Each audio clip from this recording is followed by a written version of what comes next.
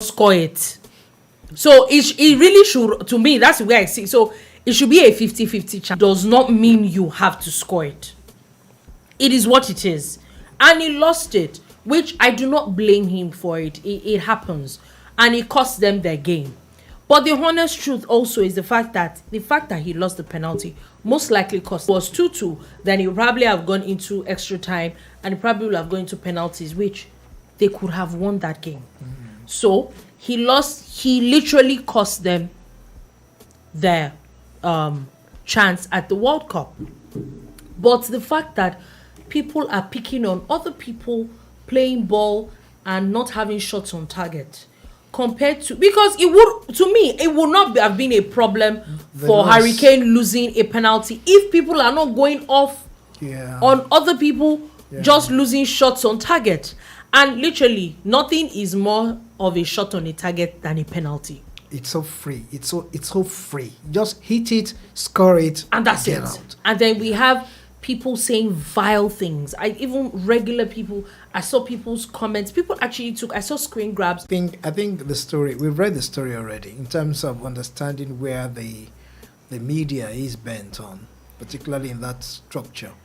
It's they've not been fair, and it doesn't. They don't plan to be anyway, and they want to do it in such a way that, hey, what are you even doing in the team? I'm sorry. I'm sorry. You know? Yeah. So for me, I think they if they listen at all, that's a very wrong slant. Actually, are supposed to be playing for. If they stepped up, and these people are going back to their original countries, to play. Some nonsense will not have the guts to be talking about this. So at the end of the day, it's not their fault.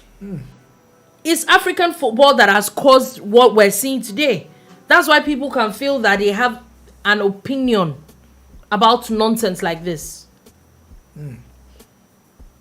I believe you are right, incidentally, really? Because let me explain. Because somebody actually was watching the game with me one day, and he started counting. He said, "Look, these are all black guys." Yeah. And I said, "Yes, evidently. Can't you see they are black?" He said, "So where are they coming from? Why?" I said, "No, you don't follow football. If you do follow football, you know that it's not their fault. They have to sit down there." And it brings me back to, every time I mention this, you guys will feel it's another day talk for another day. The Eagles not been there, and it just walks me up. Yeah, I agree with you. And the stories behind to what are getting knocked out, even from the African stage. I think all our administrators should sit back now. Yeah, cover their faces if they have, okay, and be to plan or we shift off and get a new team.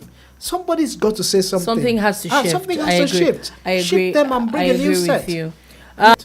For me, when you have people who do not care about sports, managing sports, these are the kind of emotions that you bring out in people like Tokumbo and myself and Dolupo and all of us who are passionate about the game.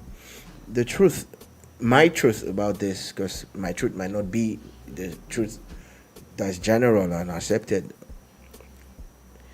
We are not ready. As we speak, the Super Eagles have a coach that we all kicked against. He's a Portuguese coach, and he would never compare to this Moroccan coach in any way. Since he's been here, they've not done anything spectacular about it. Yeah. And you start to wonder why we feel the need to always go out of our way to bring in people who are not better than the ones we have here.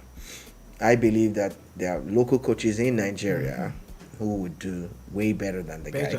So there are no guarantees. There are no guarantees that even the next World Cup you're going to be there. Even with the number of slots being in